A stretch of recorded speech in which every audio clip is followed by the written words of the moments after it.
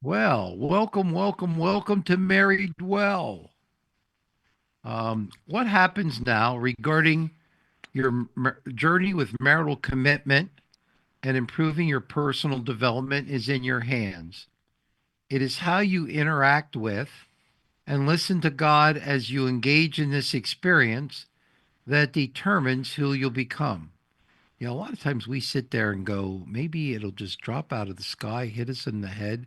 We won't have to do anything, and life will be happily ever after. But that does not seem how God defines personal growth. Our aim is to deepen your relationship with your personal development coach, God. Our time together is not meant to replace the essential connections you need to cultivate within your community. Everyone needs a place where they can be themselves, be fully honest in order to receive feedback and support. You need a support group, and this isn't it.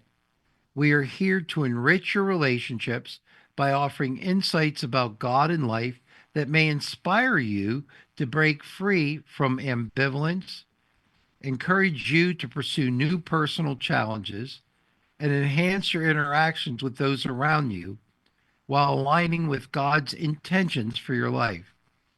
This is more than just an informational podcast, for knowledge not grounded in human experience uh, won't lead to change. Our podcast is designed to be interactive, as uh, true change requires us to acknowledge our need for growth, develop new habits, and take the risk of sharing our unique journey. During this time, you will hear from us and others alternative solutions for you to consider. But it is up to you to decide what is helpful and consistent with God's will for you. The nature of our interactions does not allow for a truly therapeutic encounter. So, what you've received here needs to be viewed like the Bereans. So, let's all together seek God as we pray this prayer, found in Psalm 139, 23, and 24. Search me, O God, and know my heart. Test me and know my anxious thoughts. Point out anything in me that offends you, and lead me along the path of everlasting life. So it's good to have you folks uh, join us here tonight. My name is Roy Smith. I'm an ordained minister with the Evangelical Church Alliance and also a therapist in central Pennsylvania. And this is my buddy Micah. So introduce yourself and then pass it on to Melissa and then Dean. Sure. Yeah, my name is Micah. I am an outpatient therapist also in the Lebanon area. I also am the director of ministry at Servants Oasis, where we care and provide direction for pastors that need support amidst a field of consistent burnout. Um, but yeah, I'm happy to be here. Looking forward to our conversations tonight and excited to see where we go. Melissa. I'm Melissa Haas. I am a licensed professional counselor in Georgia. I'm coming to you live from Georgia tonight. And my passion is helping marriages heal from betrayal and actually become deeper, more wonderfully abundant marriages as a result. So I'm always ecstatic to be here with these fine gentlemen. Take it away, Dean. I'm Dean Breyer. I live in Winston-Salem. Every once in a while, I'll put Roy's background in to pretend I'm with Roy, but I just wanted you to see all my children tonight. So this is my addiction. My wife says, "Honey, if that's all your addiction is, be addicted." So I love the fish, and I have those guys as memories. It's a fun story in every one of them. I work with the Marriage Hub. We're a crisis marriage ministry. We focus on couples that are moving away, and we bring them together for a weekend of intense coaching and counseling, and then we have a 15-week follow-up program. So we take people that are off the rails, get them back on the rails with the Word of God and the Spirit of God. And then we hand them over to people like Melissa to continue the journey. So love what I do. I get up every morning inspired. All right. One of the simple things I think we were hoping to start with is a question that could take us in about 800 different directions. But for those of you who are listening, feel free to respond on the screen and talk with us. Or if you're not, less comfortable with that, feel free to respond in the chat. But we wanted to just start with a simple question of what makes marriage difficult. So think for a moment, and we would love to hear from you. And what are some things that make marriage difficult?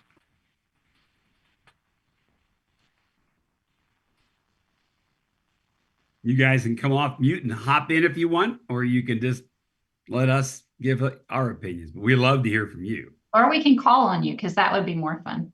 Oh, yeah. We'd never see him again. All of a sudden, the screen would go dark. The Army way.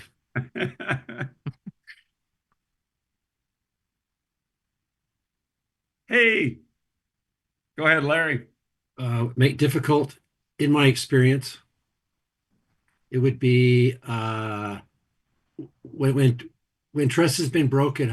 How do you rebuild trust is one, and the other one is how do you have a safe space in your marriage that's safe to say what's on your mind, it's on your heart, with kindness, but directly.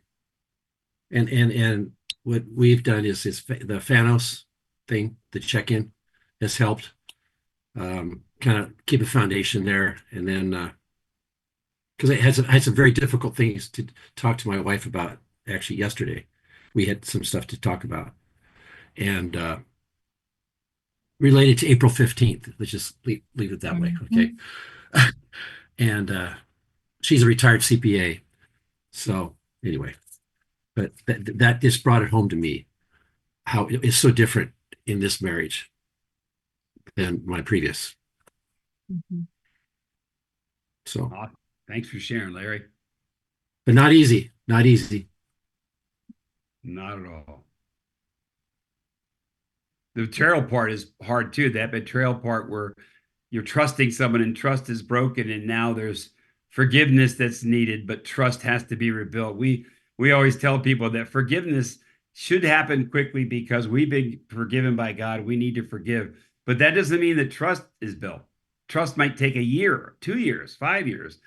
But until forgiveness is established, there can never be trust. Because if there's lack of forgiveness, then you're always holding that person's imperfect behavior over their head, and you can never establish trust. So that's one of the things I think is a hard part. And I would add, when some in the church have weaponized forgiveness, that makes it even more difficult, and so there's that, because I work with, I'm 10 years in recovery now, and like in Samson Society, the guys I work with, I think I haven't heard every story, but I've heard just about everything, on the betrayal thing, and it's really the church doesn't help sometimes. Let's just say that it doesn't help, and I don't know why that is, why they keep doing it, but it is what it is. I have to deal with the collateral damage that does to my guys that are trying, in recovery, trying to do it, and then someone's telling their partner, typically their wife, you need to forgive. Not the right thing to say. We all get a little anxious in the world, right? Even in the church, we get anxious about things not being okay. And so we try to force it, control it. Yeah. And put Jesus' name on it to make it okay. I had a guy ask me the other day who's recovering from his porn addiction, and his wife discovered he had many, many online affairs through pornography. And now they're trying to repair their marriage. And it's going really hard. It's been 6 or 7 months, and she is still hot today as she was 8 months, 6 months ago when she found him.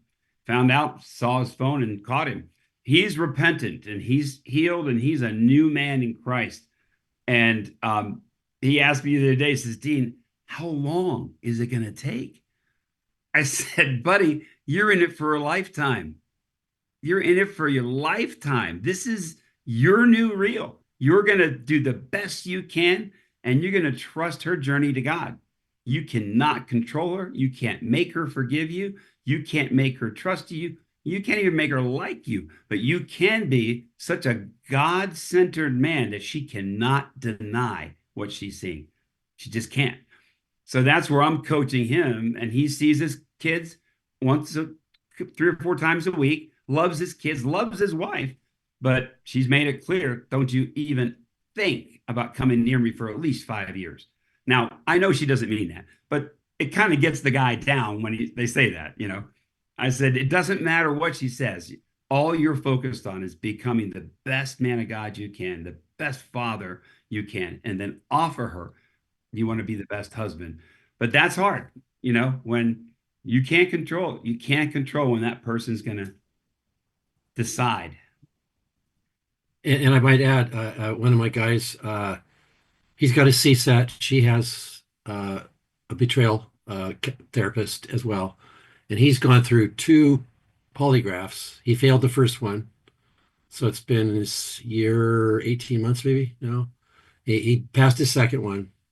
But even with the polygraph and all the therapeutic disclosure, all that's been done, and ask as many questions as you want, as detailed as you want, take as much time as you want.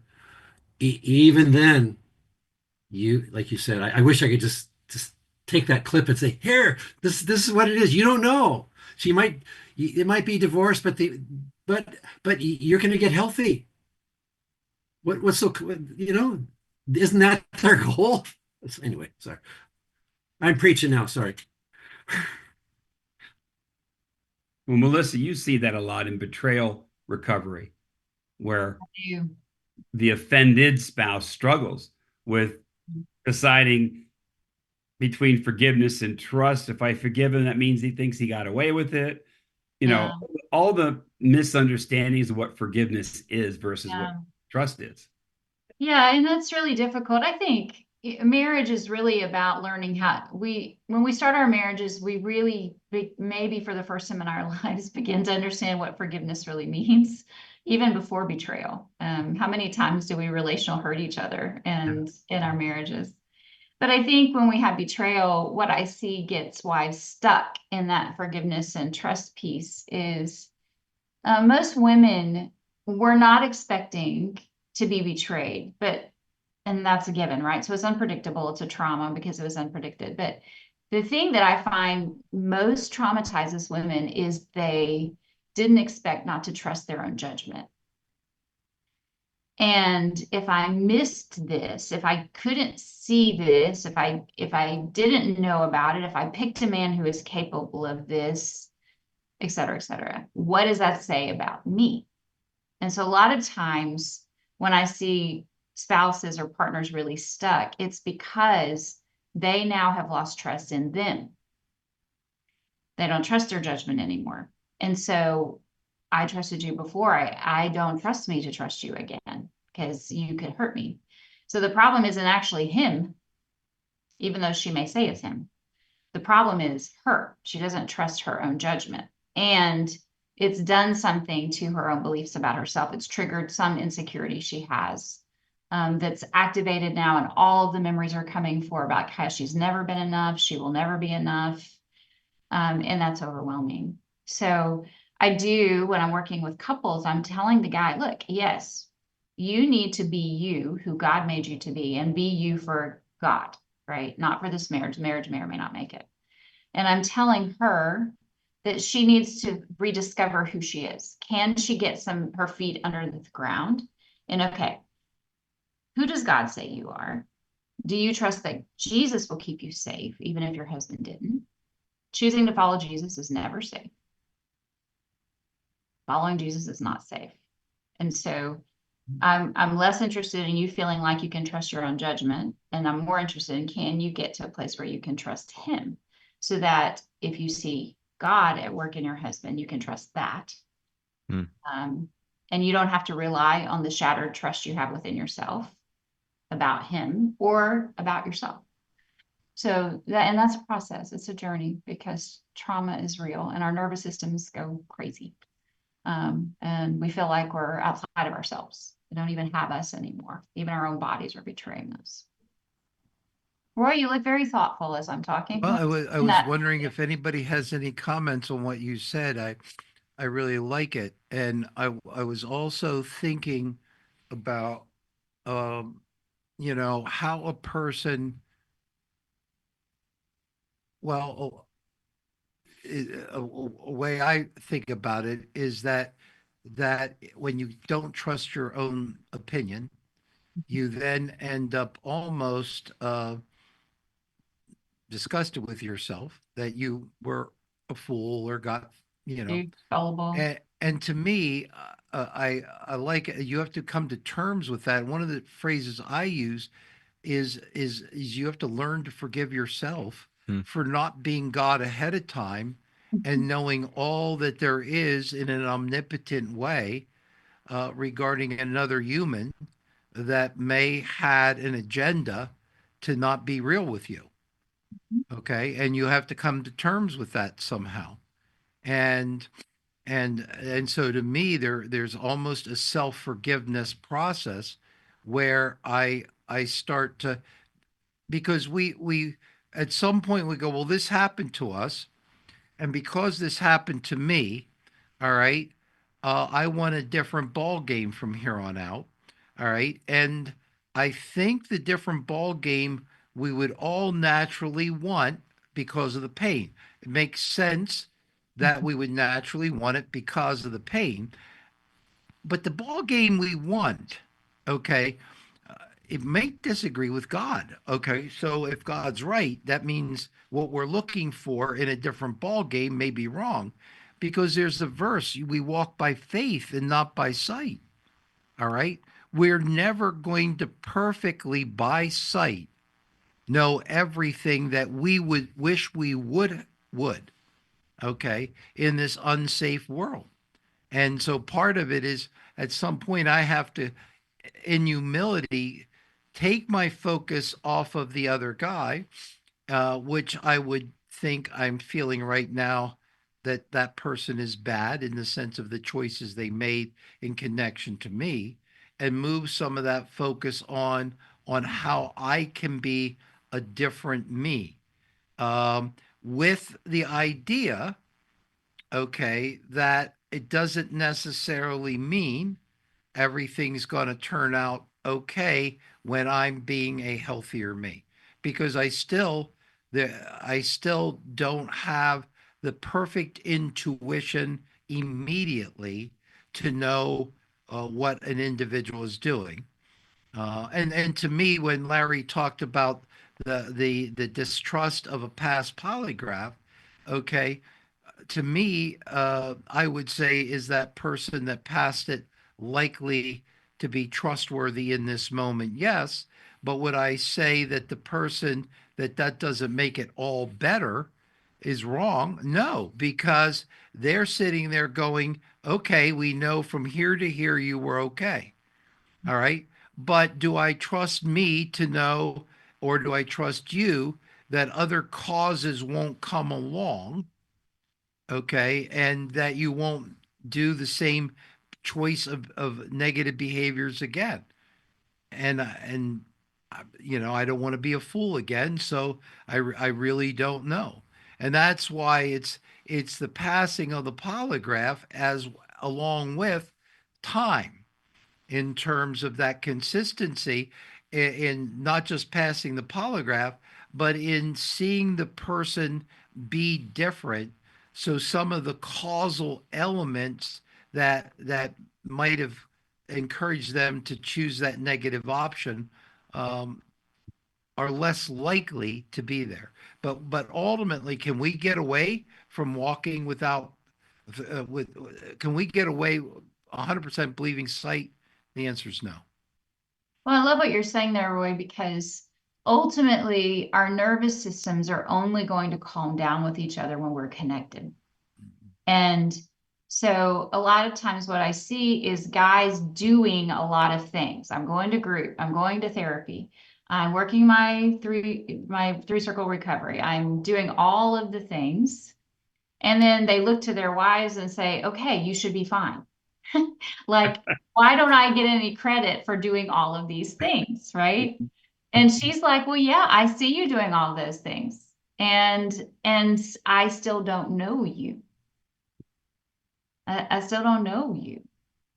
And so obviously, when we talk about it in our context at HopeQuest, where I work, we always say the opposite of addiction is connection. So if I'm going to actually rebuild a relationship with you, then what I have to bring is not just my behavior. Yes, I have to stop the bleeding out. I have to stop acting out and betraying and harming the marriage. But I also have to bring me, because I've been living under the false belief that if you really knew me, you could never love me.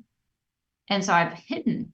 And so my wife hasn't had me, or my husband hasn't had me if it's a female addict. So I've got to bring me and connect. And that is actually the secret sauce of rebuilding trust, is Fanos check-ins, is the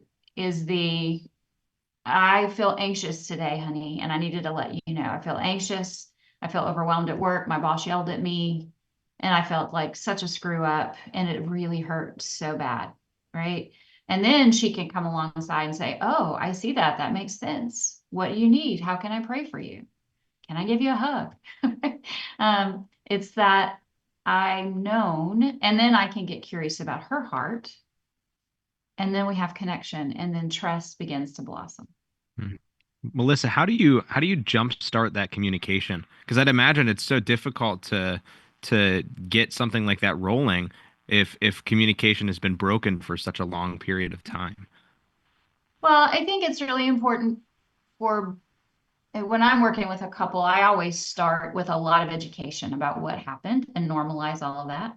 Like, okay, here is the autopsy. Let's go through it. This is what went wrong. This is what went wrong. This is how you reacted. I even draw it. A lot of times I will draw what has happened, and sometimes we sculpt it together. Show me with your bodies what it's like. And then we can talk about that. What's it like for you to even talk about how hurt you are? What's it even like to talk about this rule you lived by your whole life, that if you really knew me, you wouldn't love me. And now she knows me, and see, she doesn't love me. It was right. What's it like to talk about that? So I think, Mike, you start small and just invite some curiosity. And obviously, you have to be emotionally regulated enough to begin those conversations. So when I'm working with betrayed partners and spouses, we talk about it on a scale of 1 to 10. So I have to be in my window of tolerance to have my prefrontal cortex brain online, right? So if I'm anxious at a 5, more than a 5, I'm not going to be able to have a connecting conversation. If I'm angry at above a 5, I'm not going to be able to have a connecting conversation. So my first goal for all of my couples and my individuals is emotional regulation. How do we breathe, and how do we get down to a maximum of a 5, right? Because if you're not at a 3 to 5 in your window of tolerance, we're not going to be able to connect, and you guys are just going to keep harming each other. So we work first on the pause button, breathing, noticing what's happening in our bodies. Are we calm? Is our brain online, or is our amygdala running the show? We give couples a chance they just do this. They just say, time out. Yep, that's right. I'm out. I'm starting to get anxious. I don't want to hurt you. I don't want to yell like we used to yell. And right now, something just got triggered. I'm not sure what it is. Do you mind if I go for a walk? Right. And that's a whole new way of communicating. Mm-hmm. Then the spouse has learned not to feel abandoned when the spouse says that. I'm not going for a walk to abandon you. I'm going for a walk to come back and be better. Mm-hmm. I just need a timeout. So when they establish that, it's amazing how calmer things get and how they have permission. And we also say, don't ever have a serious conversation after 9 p.m. That's correct. Never. It never goes well. True story. I have that t-shirt. Won't go well. Yeah.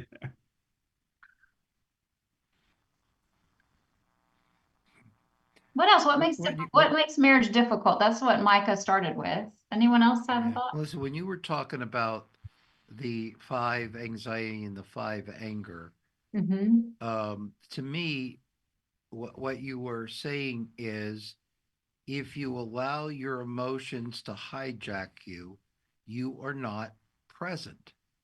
And part of working through something that both of you can eventually trust is that you both have to be present.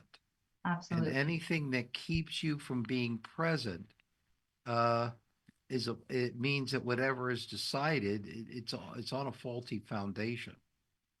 And so you have to look at all the ways that you don't end up present. You can be tired, you can be angry, you know, be hungry, halt, you know, it could be you could be under the influence of something, a drug or alcohol. So you have to look at what stops me from being fully present. And some people, because they've had unresolved trauma, okay, can't be present to a much of life as it is. It's almost like they have a part of him out here that deals with life, and then a wall, and the rest of them on the other side of the wall. And so out here, it almost feels like an act because they're disconnected from all of who they are, because part of who they are is still back here fighting the old traumas. And you need to kind of become whole so that you can become more present. Well said, Roy. I have a couple right now whose a husband is facing PTSD. He's been in the military since Beirut, and he's seen a lot of death and a lot of sadness. And he cannot open up to his wife. He cannot be present. He cannot connect, but he also won't get help because I know therapy can really help him. He can, but in his mind, having been around all those military guys, you don't show weakness, you don't ask for help, you just muddle through it. And it's sad to see because people can get help, but then when they don't want help, that other spouse is now put in that situation. That's a hard place to be. Well, it's odd though, because to me, it's a myth. It's like, you know, one of the manhood principles of our men's program, Knights 21, is men do what's hard. Okay. And feelings are hard for men. Mhm. Okay. That's why I think it's so important the verse Jesus wept. Okay. Because Jesus saying, hey guys, you're strong enough to go into the realm of emotion and live to tell the story. And the problem with PTSD is such if they don't learn to deal with that trauma on an emotional level, they're not able to go into the emotional level in love at Yeah. the same time. Mhm. So all emotion, both the positive and the negative ones, although I'm not sure the negative are always that negative. Okay. You know, if I'm angry at something, and that lets me know something about myself that I need to adjust or I need to express myself in a way that people understand. I that's a boundary. You can't violate me anymore. So a lot of emotions that even get blamed for being negative aren't that negative at all. But if you don't go into the realm of emotion, you end up not being able to feel the positive either. So PTSD hurts you two different ways. I'm add something from a fellow addict who's also a Hebrew scholar, for real.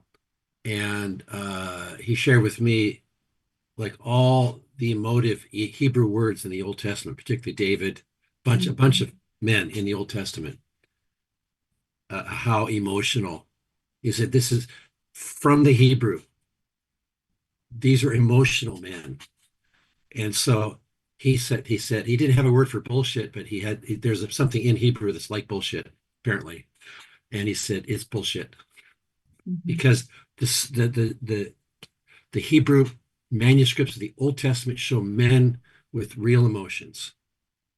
And so, but again, my work with men, it's like, well, I know that's because we're this Western knowledge is going to kill, it's going to cure me.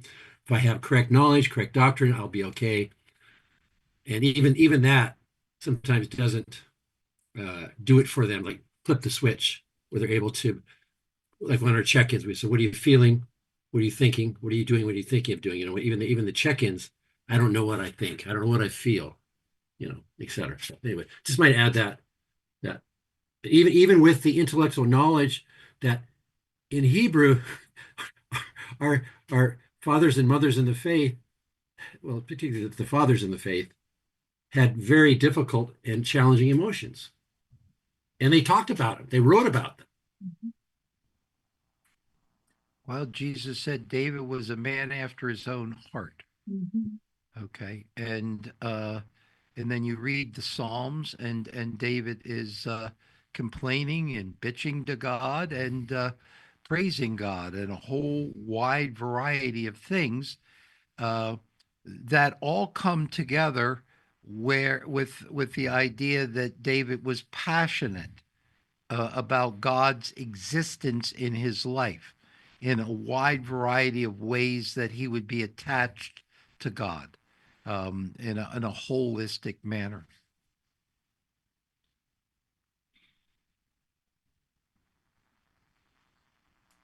Can I ask a question? Yeah.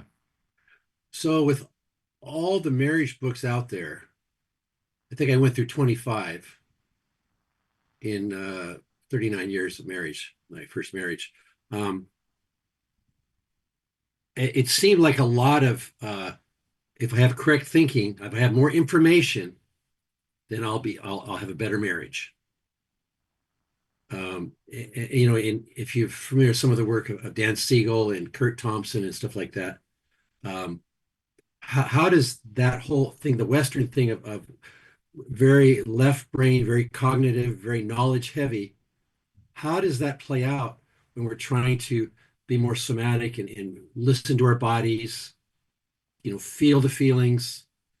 Maybe Melissa, maybe others, I would be curious to know about that. Well, it's the proverbial 18 inches, right, that we talk about in our faith. We know what to do, but we can't do it. We know he loves us, but we don't experience it.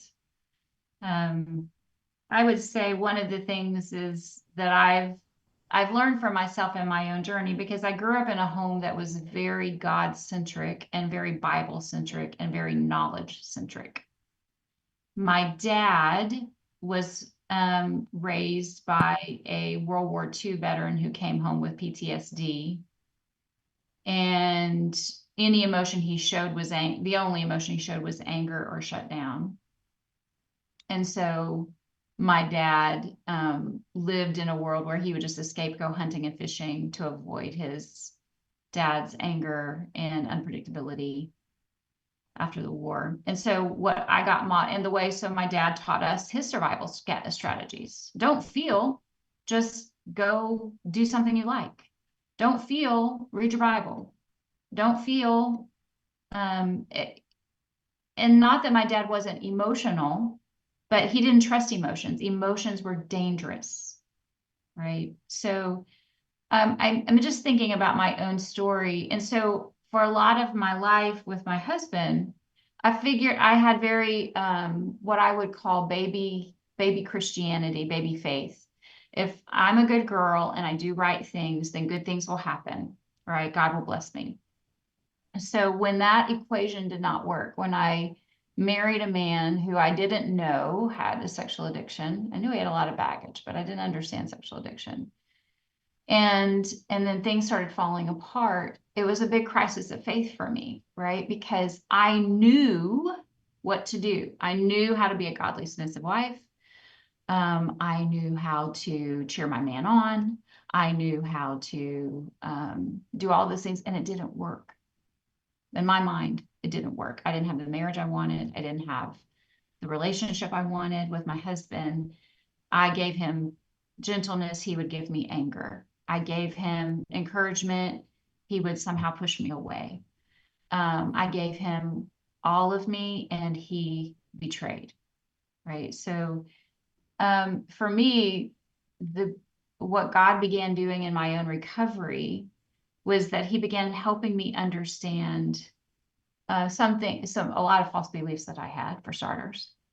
But the biggest thing is he corrected my understanding through new experiences. One of my friends, my good friends, Jake Porter, says it this way: everything we believe about ourselves, we learned in relationship. And so anything new we are going to learn about ourselves, we must learn through corrective experiences in relationship. So if I'm just doing the tasks of recovery, or even the tasks of a good marriage, speaker, listener, right? You speak, I listen, I reflect that. If I'm just doing the tasks of marriage, but I'm not having a corrective experience, in other words, the part of my brain that is telling me things about myself and about you, if that's not changing, if I'm not getting a new information, I will not change, the relationship will not change. So all of the formulas, love and respect, all the formulas we use for marriage, they don't work if we don't have connection and a corrective experience in that connection. I don't know if that's answering your question, Larry, but that's my big whack at it. Anyone want to add to that? Give a little more detail on the corrective action. What do you mean by that? Okay, so let me give you an example. In my marriage, what I learned from my husband, because of his addiction, right? He wasn't intentionally trying to teach me this, but what I learned was it was my job to make him okay. He put the responsibility on me. If he was in a bad mood, I had to figure out what his favorite food was so I could cook it. I had to say the right thing so that he wouldn't be angry. I had to do the right thing so he wouldn't feel inadequate. I had to listen perfectly or he would not feel respected. So he taught me what I needed to be so that he could be okay. And the merciful unveiling of his sexual addiction actually freed me to begin to understand, with help with my therapist, I don't need to be that for my husband. He is responsible for his feelings, his attitudes, his behavior. That's not my job. And so a corrective experience for us began with me setting a boundary. He would be in recovery. He often had kind of down moods and angry moods. And so in the past, I would have said, "Oh, honey, what can I do? You're sad. Can I make you something?" Right. And so I looked at my husband and instead would say, "I can tell that you're sad. And when you pull away when I'm sad, when you're sad, I feel really lonely. I actually need you."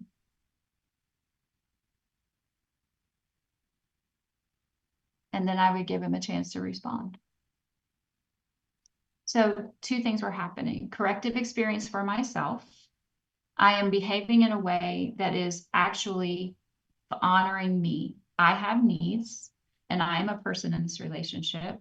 And so I'm going to ask for what I need. I'm going to be kind and I can see my husband's sadness, but I'm not going to take responsibility for it. And then I'm giving him the opportunity to actually think about someone other than himself and his mood and how it's impacting. I'm giving him the opportunity to say, "Oh, my sadness impacts my wife, and I have something to offer her.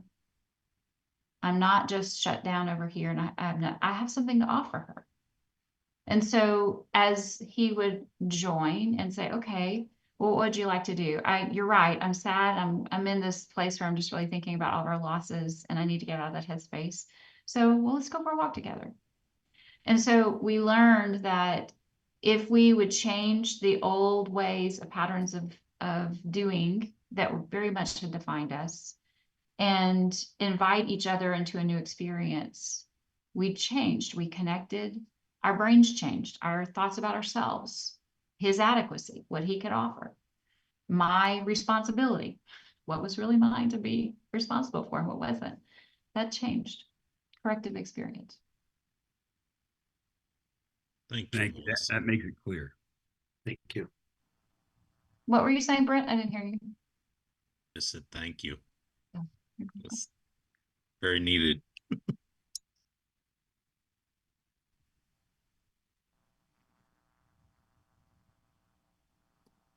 one of the things I thought about, Larry, with your question, because obviously you can have a lot of knowledge and it mean nothing. Okay. Um, is that whatever steps we have in our personal growth, we have to personalize it so much. So many times I look at what the other person is, and then I'm focusing on them. And frankly, I can't change the other guy. Okay. In any relationship, in my marriage or any place, I need to be able to take what's going on that's confusing me that I want to grow through, and I have to define it in a more personal way. So if I have a problem outside of myself, the solution is outside of myself because I can't control them and I'm helpless. If I take the same problem and say, what does that mean to me? Even if that person's rejecting me or whatever, what does it mean to me? And how do I want to process that? And then how do I want to respond? That the solution is inside of me. I've got God inside of me. I have the ability to take an empty area of my identity and add a new capability to it. And so it puts the focus, to me, the focus isn't on more information. It is how can I become a stronger one as part of the two becoming one relationship. So I'm not expecting the other person to be strong where I am not. And when I can fill in the God's design or the blank inside of me, I then can approach the other person without a hidden agenda that they fix me, they do something for me, they can control my mood, all those kinds of things Melissa talked about. I don't do that anymore, or I'm less likely to do that because I have taken responsibility for more aspects of me. And a lot of times, you know, Melissa, made a deal in her marriage. And if I act this way, this is what I get. And then someday, brokenhearted, she learned the formula was a lie.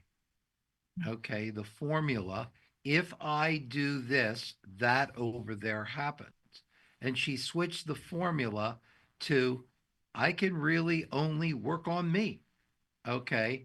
And if he changes in this way, we can rebond and work things through. If he does not change, okay, I can become a gymnast and stand on my head and do all kinds of crazy stuff, but I ultimately can't change him.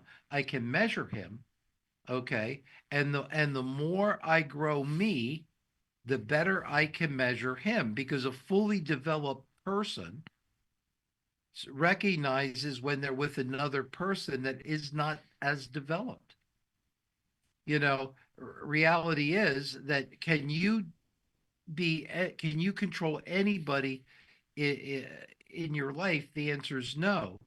Can you become, as you become healthier, statistically more likely to figure it out sooner rather than later? Yes. Okay. Because if I'm sharing intimately and you're reflecting me intimately, and then you go, which to reflect me intimately means you need a healthy integrated identity that I've grown into. And then all of a sudden, you start to go act out on the side in a very self-destructive fashion. Okay.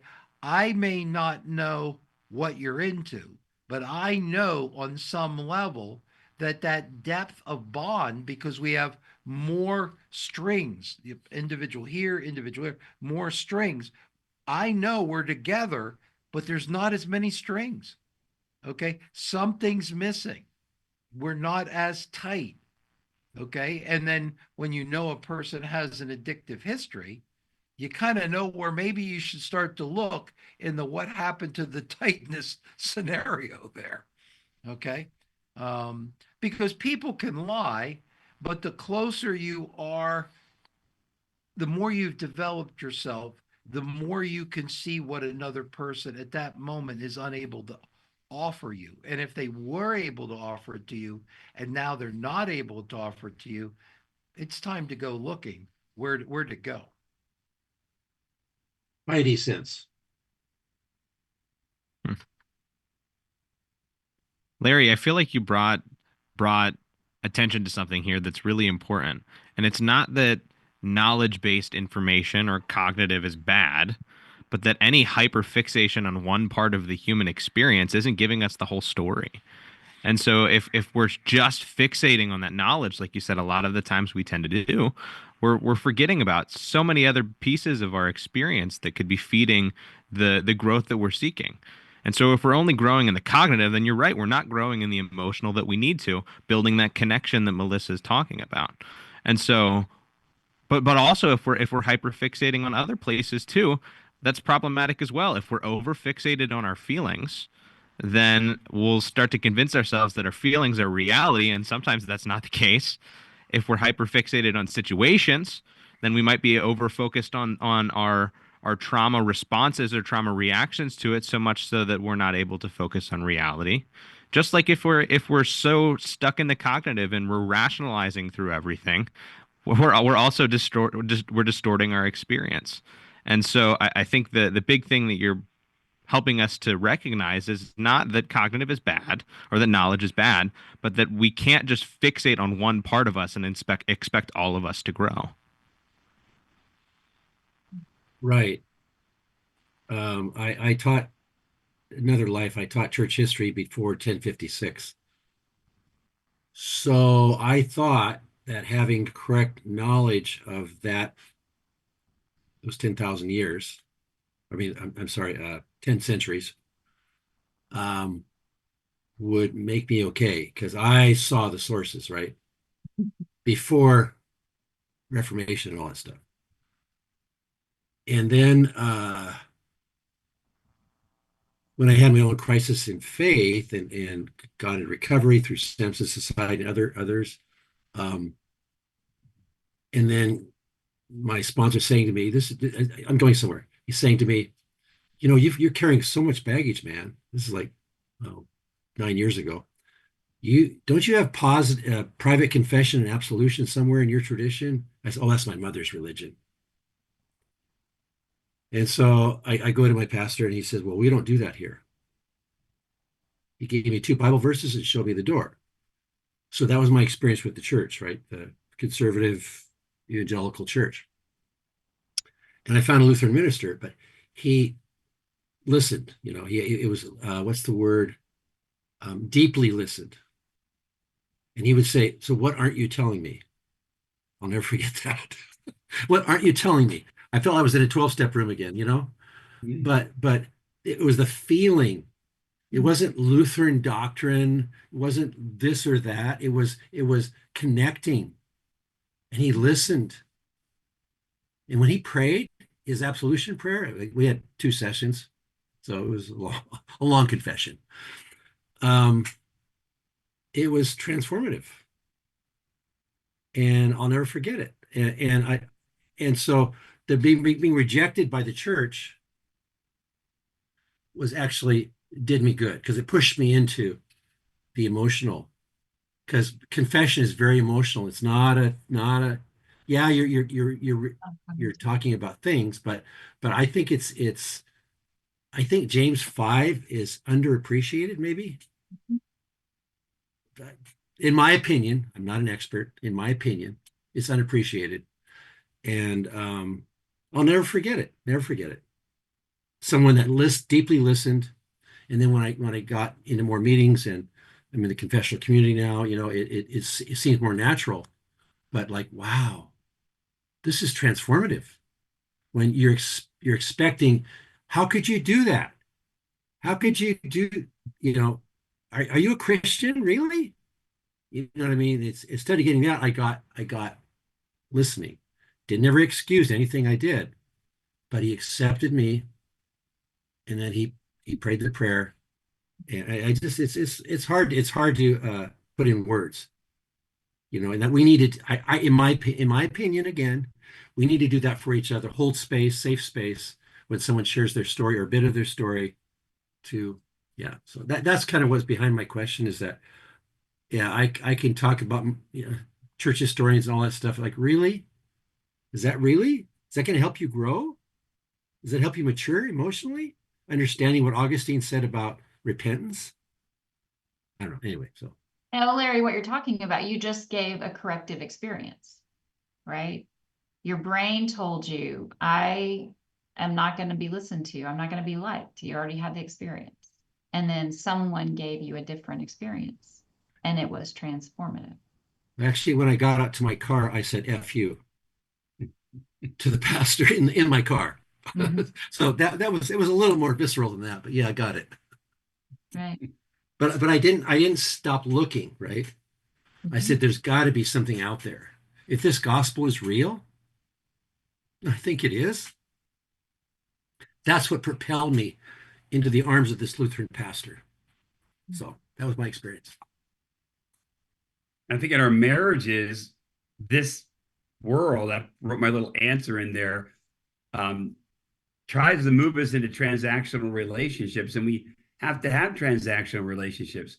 We do business, we collect, we sell, we buy, but then without realizing, if we're not strategic, we begin to become transactional in our marriage, and we have transactional relationships, and we never get deeper into the transformational relationship that God intends for marriage to be. And I think so many couples are so scared of that transformational because the enemy wants to tell them the lies of what they're going to lose if they start to become transformational. And so then they fall for the lie. Just stay up here. Just be transactional. Take the kids to soccer, pay the bills, make sure everything's calm, and just stay transactional. And I think that's where people just begin to drift apart from each other. And it's just put on the mask. Put on the mask when you go into church. You'll be okay. Yeah. Keep that mask on. Sorry. And then the mask gets the love, and we don't. Yeah, exactly. Anybody out there have another comment or so to go, whether you identify yourself visually or not, to let us know what you're hearing and how it relates to you? What are the costs of not trusting? We just spent a lot of time talking about how can we trust, okay, and how can we create a connection that we can rely upon. And I think we kind of came partially to the conclusion that it is way more dependent on our own personal growth and our ability to control the other guy. But what is the cost of not being able to trust? Okay, anybody. Okay, it doesn't necessarily mean that one person in my life, okay, because that has to be earned through a consistent pattern of healthy choices. But sometimes then we pick because of that one person that let us down, uh, and doing some what feels like unforgivable things. We then don't see the cost of what not trusting anybody is. The cost, because not trusting anybody is isolation. Okay. And so on one hand, we go, well, I don't want to be, if I'm that PTSD person we were talking about, I don't want to go into my emotions because I want to be a tough male. And yet I go, well, number one, um, what you're ignoring, does it exist or not? And if it exists, how is ignoring something that exists ultimately helpful to you? Those feelings exist whether or not you want to take ownership of them. And so, to me, at some point, how is isolation safe? Because if you don't attach to somebody on an emotional level, you are more and more alone. And we know that your immune system out of loneliness gets affected, a wide variety of things. How is not trusting anybody ultimately the answer? So I was telling Mike about my first case. All right. And it was not technically my first case because I wasn't licensed, okay, and I really wasn't under great supervision. But somebody told me this was my case. I worked as a psych tech in a hospital, and I was told that this is the person I was going to special every day for their time at the hospital. And back in the dinosaur age, when this occurred, okay, you could be in the hospital for um, 5 months. I mean, I was in the we had clients there a year. Back before then, it's when we really wanted to help people and give them time to change. Some of what Hope Quest does. It's not 1 week and they're better. At Hope Quest, it's I think it's 90 days, 3 months at least, right? That And is, even then, you're not going to stake your life on completely better. that's right. That's right. And so now the neat thing that helped me prepare for this client is that I went to seminary, okay, which meant then from 7 o'clock in the morning, the first class, till 3 o'clock, which meant I learned all that church history Larry talked about. I have I think is it Schaefer's list of 5 or 8. I get all these church history books come to mind, Larry, from a long time ago. And Titchener, one of my favorite characters in church history, by the way, at least a story about him, as I recall. But I'm learning. So back in seminary, you're reading the Bible and you're reading the Bible and you're being right. Okay. So this is how it goes. You read the Bible and then you're right. All right.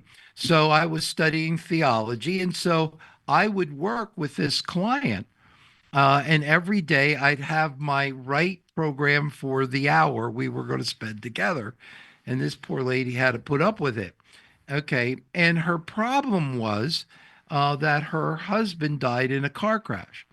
Okay. And so every day I cried with her about her husband. We would talk about emotions. We did all this stuff for an hour, and then I'd write it up, as the tech note for the shift. And then the next day I would continue this 5 days a week, 4 months. Okay. And then I came in one day. All right. And they said, Roy, in the passing of the guard at 3:30, we found out about your client so and so. All right, and we discovered that her husband didn't die in a car crash. Okay.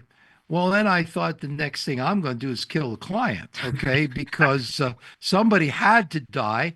I've been crying over this non-dead man for 3 to 4 months, okay? So somebody was at risk, and I was pretty sure it wasn't me until after I killed the client, okay? All right. And, because, how can you do that? How can how can this lady let me cry with her knowing? Okay. Now, the truth is, but it didn't help me much. Okay. That he left her and divorced her. So it felt like a car crash to her. But I would have much rather talked about the divorce for 4 months. Okay. Every day of the week almost than the car crash, which seemed a little nuts to me in retrospect. Okay. So I didn't kill her. I thought that would probably ruin my career. Okay, and we somehow got through the next period of time with me being so angry at her. Okay, for making a fool out of me. So now I get my second client. Okay, and my second client comes in, and I remember a man owned a gas station, and his son died of cancer at age 12. A 12-year-old son died of cancer. And I remember saying, yeah, right. Yeah, right. Your husband died. I'm on to you clients now. Okay. There's no way I'm spending another 4 months and then I find out this young boy is still around. Okay. We're just not going to do it. Now, luckily, there was at least a smidgen of health within me that knew that yeah was not a good sign for my relationship with that future client. All right. And I remember thinking about that. And I remember bringing that client to prayer. And this is what I felt God's taught me during that time. Roy, you're going to have 10, you're going to meet 10 people. And for every 10 people in life, two of them, maybe three, are going to have hidden negative agendas. And they're going to hurt you, and they're not going to always be fair, and they're going to have ulterior motives or not be healthy enough to follow through on what they state their identity. you know and so two out of the 10, and you're not smart enough to figure out who the two are, because if you were, you wouldn't have had this problem just for the last 4 months. All right. So, or you could treat everybody. So you have a choice, and eight of them are gonna, not be perfect, but eventually you'll figure it out and get there. Now, you can start off treating all 10 as if they're the two, and you will never be fooled again. Okay. You're not going to help anybody. Okay. But you're never going to be fooled again. Or you could treat everybody like the eight and know that you're willingly choosing that you're strong enough to deal with the two when you figure out that they're the two. And that means owning that you were fooled, being angry, feeling rejected, that emotionally you can process that. And at the end of the journey, before I saw that man too many more times, I went, I'm willing to be fooled, because the cost of not having trust is way worse than the cost of temporarily being absolutely devastated by not by a trust that wasn't there. And when I look back on my career with thousands, because I was an ungodly workaholic, thousands of clients, which means there were at least 700 twos in my life or more. Okay. And I look back on the eights, I don't remember too many of the twos unless they threaten to kill me. Okay. If you hit that level, then I'll remember you. Okay. But I remember the eights. I remember that I got more out of trust than non-trust. But it's my choice. And to be able to develop trust, you have to be able to risk. You want to risk wisely. Okay. And you want to have enough bonds that you have a little bell sooner rather than later goes, something's not right here. Melissa said one of the major bells, okay, in telling her story, and at least from me, a major bell is when he put her down and she kept trying. Because when the person's acting out, who are they going to blame? Themselves? Well, their whole fact that they're acting out means their identity is weak and ill constructed at that particular point, because they're choosing such self destructive coping mechanisms. They're not going to blame themselves. They're going to get angry at the other person for not completing them in some particular form.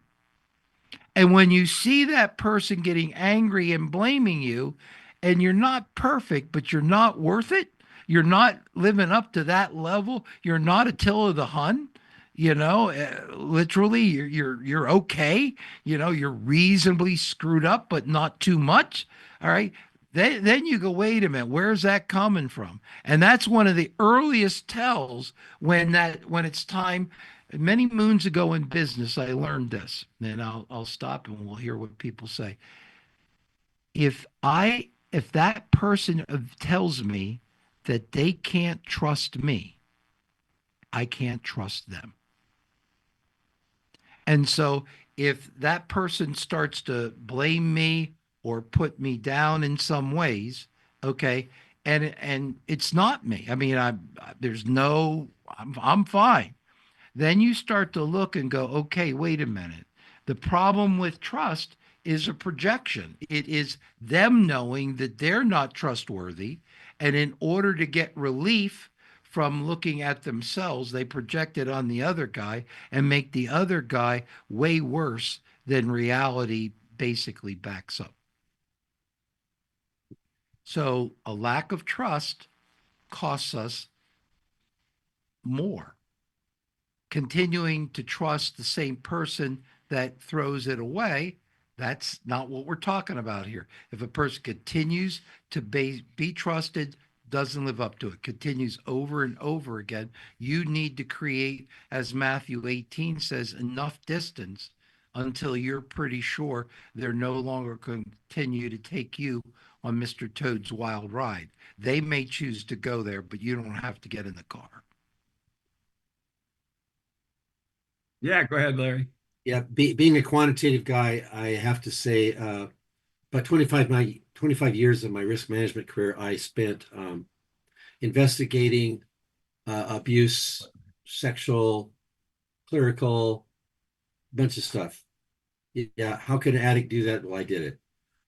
And the figure is we had proprietary databases. It's 93% of typically women or victims are telling the truth.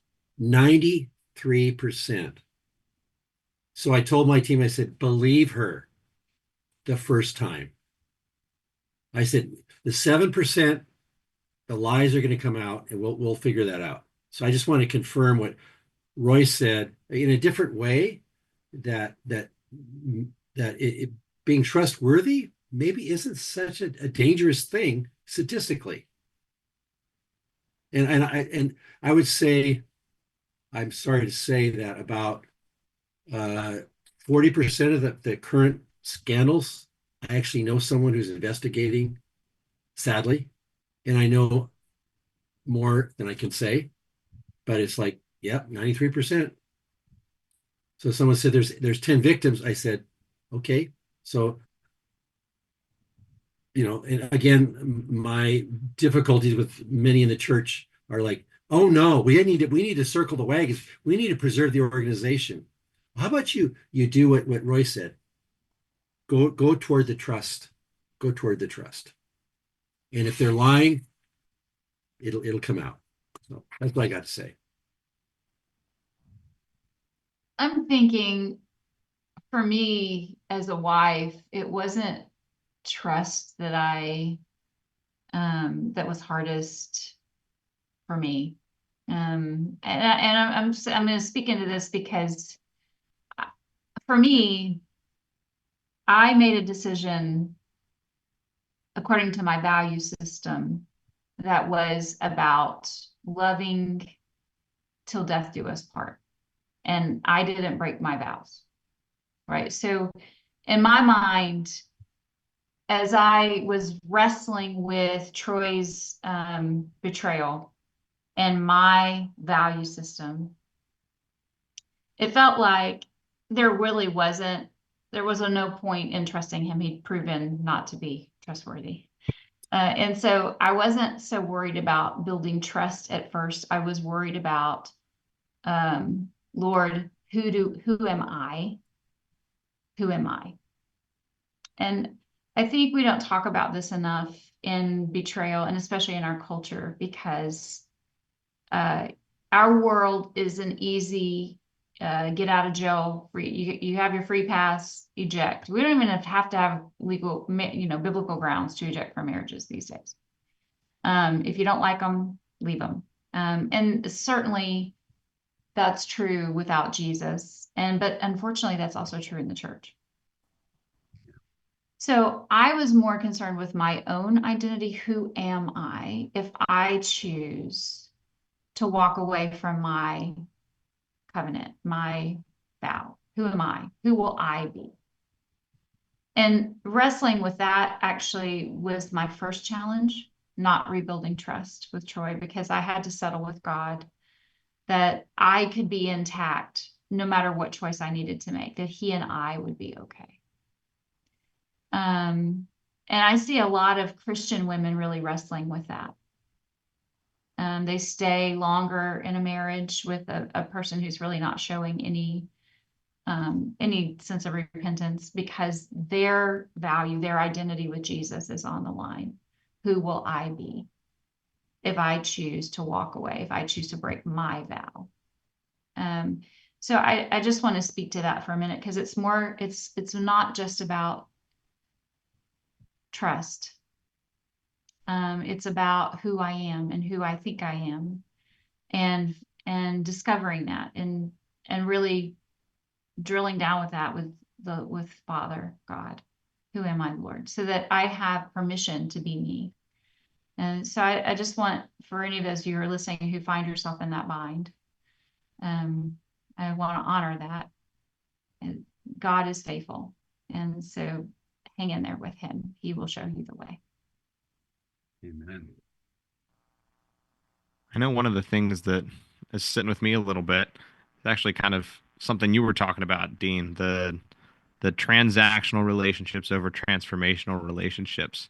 And I was thinking a little bit into that and what are the reasons that things are so transactional? And I almost wonder, one thing I feel like I have to say for Dean, for Melissa, for Roy, you guys all have like these really interesting quotes that you can remember super easily, and I think that's helpful. Transactional versus transformational, I think, is one of those. And so I was trying to think of like what is a way that you could say why things are so transactional. I'm wondering if they're transactional because there's more cohabitation rather than collectivity or connection. Like people are living together, but they're not becoming one. People are divvying up the house tasks between one another like roommates rather than taking on everything as a partnership. Could that be a reason why there might be so much transaction now in relationships or marriages as opposed to actual transformation and connection and romanticism? I think it's safer Hmm. to stay in the transactional realm because there's not a lot of emotional or spiritual risk. So I think and I think the other thing is each spouse maybe has lost the commitment to have a transformational relationship with God. And as they begin to have more of a transformational relationship with God, they now are naturally or supernaturally drawn to have a more transformational experience with each other. It's almost they're calling each other up as they're growing in the Lord. And one of the things that we have to struggle with is sometimes one spouse is growing in their transformational relationship, and the other spouse says, nope, I'm happy right here. And how dare you go there? I actually had one lady, I'm working with the husband who wants to go in, who is in full-time ministry. They both were heathens when they got married. He got saved and got serious with God. She came along for the ride, but wasn't really serious. And when he really started to move in his transformational walk with God, she actually said, stop that. I didn't sign up for this. And that's where they are right now. He's out serving the Lord and speaking and getting all kinds of opportunities. She's sitting home grumbling about how he's not meeting her needs transactionally. So I think transactionally is easy because there's not a lot to risk. But when somebody starts to get transformed, then stuff starts to happen. But if they both don't get transformed, now you've got an issue, which I think each of you guys run into, don't you, in marriage ministries? Does that make sense, Micah? Yeah. Yeah. No, I like that answer. I also think that we live in a culture that's very consumer oriented. Hmm. So the focus is on what do I get out of it? Yeah. So, and I see that in relationships. increasingly children are not parented, right? They learn what they learn from social media, internet. So they're more influenced by, probably in our history, children are more influenced by something outside the home more than they are what's inside their home. Because mom and dad are also on their devices. So there's not parenting happening. And so everything is geared toward what's in it for me.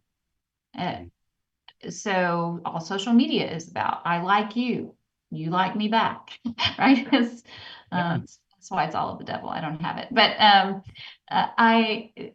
the reality is, I think it's inevitable that if we have been acculturated and also nurtured in a way that it's just all about our pleasure, it's all about what feels good, it's all about what's in it for me, then that's what we're going to bring to a relationship. There's not, whether we're even married, young couples I see coming together, the conflict is about, you told me, I have one couple right now, I told you sex was really important to me, and you told me that was fine, and now you're not putting out, and so you're breaking the deal. I told you up front, right? So, because they came into the marriage not as we are here to minister to each other, but it's a two tick and no dog relationship. It's like what I call it. We're sucking the life out of each other because I married you for me. All right, Micah, that's a talk I'm taking. I know. I feel like I need to start writing these down. No dog. So I think that's also a big part of it, Micah. I think we have immature people who don't love. They don't know how to love. They haven't been loved well. They haven't been challenged to love and to have empathy to grow in that way. And so they're just naturally bringing that into their relationship. I would just add one thing. As a layperson in the recovery space, and that would be step 12. Having undergone a spiritual transformation, basically we carry the message. Yep. And my sponsor, I start crying. He died last year, 7.5 years, saved my life, etc. But I would ask him, so Mike, what's your purpose? He said, is carry the message. You know, and however you get there, if you do steps, if you do something else, carry the message. That's that love, that listening deeply, that going the extra mile. I just want to throw out step 12, because I think it's an important key, and it's not easy sometimes. So Jesus said, "Go and make disciples." That's what that means. And I have a challenge to my pastor friends. I said, you criticize the 12 steps for using higher power, but it's a door. We can talk about that later. But what model do you have that has a sponsor and a sponsee and a confidential safe meeting, something like that, that produces people that are becoming more like Jesus? And I get silence. Oh, we got a Bible study. We got a book study. We got this. I said, anyway, so there's studies that have been done, Reveal and others, how they weren't making disciples from the mega churches, 32 churches, 120,000 people. They weren't transforming lives. And Dallas Willard challenged that, and I said, well, maybe you need to take something from the recovery community. Maybe there's some wisdom there, possibly. Larry, since you have so much, obviously, passion about that, are you able to say that gently and lovingly in a way that you don't get the dander up of everyone you talk to? Yes, I don't talk as honestly as I'm right now. Okay. All right. Just saying. I'm just saying it's a beautiful, I 100% agree with you and have had similar feelings in my life. The church isn't the church, right? But the message will be lost, and the good news you are carrying will be lost if you cannot come as Jesus comes. Exactly. And so last Saturday, I actually shared 7 minutes of my story for about 100 men. And a man said, he said the angels leaned Mhm. in listening. Anyway, so yes, Okay, well, well done, Senator Crowell. I just want to get that step out. by step. It's Didn't want the gift to go wasted oh because yeah, it's yeah, coming oh in yeah, too hot. yeah. We're moving in that direction. Pure Desire, Sam Society, other things, and it's all 12 step. It's Mike, my brother, dear brother, who's passed. Kind of, you know. Anyway, yeah, it's just like understanding what happened in those four gospels, right? What was happening with those men and the women that were with them too? What happened, you know? And that's what I'm challenging them, that the programs aren't working. They know that. Thank And I've got many dear pastor friends who are in this space, who are offering pastoral care, not judgment, you Yeah. know, and so I'm able to vent in those cases confidentially, and then they guide me back, you know, breathe, breathe. You should have I been named Peter, Larry. yeah, Peter would be a better name for you. I'm an eight. I'm an eight on the Enneagram. So there you go. I want to get the bulldozer going. Brent, I saw you had a hand. What are you thinking? Um, well, I know I'm a little late to the table with it, but I was never taught by my parents how to be married, how to do marriage. So, yeah. Yeah. So now I'm struggling, but we're learning. Yeah. That's what I was going to say. It looks like you're doing okay because your wife is right there by your side. Yeah. Every Well, minute of every day. get Roy's book, okay? Becoming One, Part One, because that book is an amazing book that comes right from Roy's heart and right from his spirit. And it is a practical, a relevant book that couples can do together.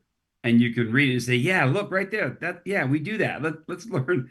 And so it's really, I encourage, there's so many resources out there, and just avail yourself. And thanks for being brave enough to come here. You know, encourage each other tonight and say, hey, we did good. We were here, we interacted, we did good. I think we need to pat each other in the back a little bit more than we do. And part of being married is being each other's best cheerleader and best friend. This is Wednesday, so it's Fanus check in when we're done. So Oh, yeah.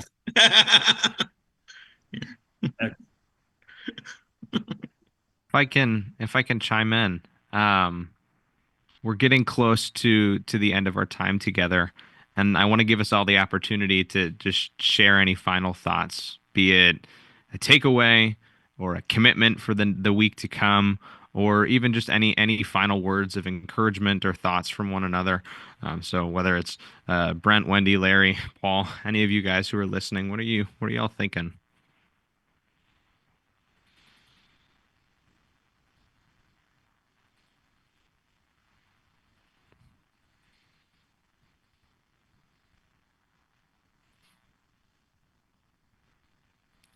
And Melissa and Dean, you guys are welcome to jump in so that I don't I don't throw them on the spot. we appreciate you guys being here. You're the reason we're here. We have a lot of things to do during the week, and especially in the weeknights. But we're here because you're here, and we'll be here next time because we hope you'll be here. This is the ministry that God's given us, and we are blessed to be a part of it. So thank you for being brave. And thank you for coming. I want to encourage you all to let others know about our time together. We hope that our numbers grow in the investment of our time and energy. There's several people behind the scenes that you don't see that are making all of this possible. So the more folks that we can get involved and assist, it's positive. So let people know. Periodically, I'm going to bring out just a different book under LiveUp Resources. This is called The Campfire Gang. Okay. And this book was written by me because when I wrote our men's program, Knights of the 21st Century, one of our programs, I suddenly got all kinds of heart problems, and I didn't think I was going to be here. And my daughter had a son named Silas, and I thought, what does Silas need to know about life from a little boy's perspective in becoming a man? And so I wrote a series of books. There's actually 13 are out. There's actually another 10 or 15 behind the scenes sitting there as we go. And I wanted Silas to know that God is approachable. And God is approachable for you. And I wanted Silas to know that everybody is a leader and an influencer wherever they are. The only question is, which direction are we influencing people in? I wanted Silas to know, as Melissa said, that sometimes you've got to calm yourself down before you choose to act. And so it's a story of 8 boys who end up underground, trying to get back home. They find a rock, it groans and vibrates. It's a weird voice and each time the rock speaks, it's a Bible verse. And they learn eventually to pull the rock out of their pocket, put it on the ground, stand on it, to listen to what God, or Pops, as he is called, what Pops is going to tell them regarding how they need to make decisions through those moments.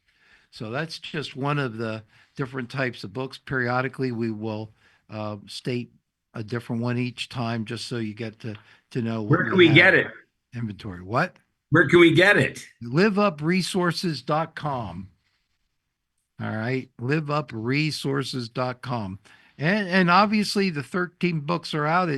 It's fun, it's funny. I'll read these books and start tearing up because sometimes the message of how God is so accessible to us, we lose that in our complexity. We lose that because the depth of the struggle that we sometimes struggle in marriage or individually with compulsions and things like that. It just disorients us. And just the simplicity of recognizing that God loves you and is there, just bring it to him. All right, Married Well, we're closing. We need to wrap up our podcast for today. We also have to check in for some of you folks that are from the Georgia or Atlanta area. We have to find out if the Phillies are beating the Braves or not when this is over. Okay, sorry to bring it up, but last night you guys did it to me.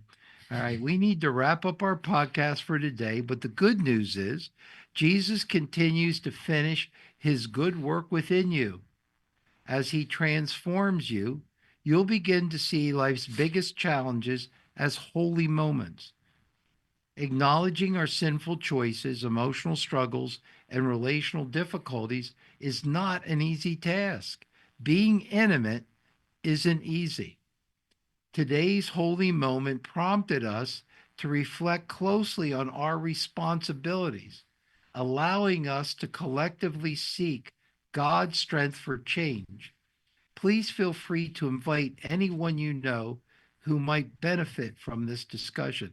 Now, before I read the rest of this and say good night, okay, I want to ask you, remember the question we began?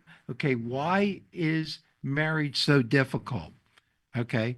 And I didn't get to this, okay, but this maybe we can do this the next time. Okay. In what ways is marriage difficult, but you don't want to tell anybody why? Okay. All right. Like for instance, I don't want to say because it's not cool because sometimes Jan's right. Okay, I don't want to say that. All right. So we can look at the same question a slightly different way. May God bless you with the strength to practice Ephesians 4:2 and 3 daily. Always be humble and gentle. Be patient with each other, making allowances for each other's faults because of your love. Well, there goes the blame. All right. Make every effort to keep yourself united in the Spirit, binding yourselves together with peace. Now remember, God is quite the conversationalist, so talk and listen to God today. Take care. Thanks, Roy. Yep, take care. Thanks. God bless.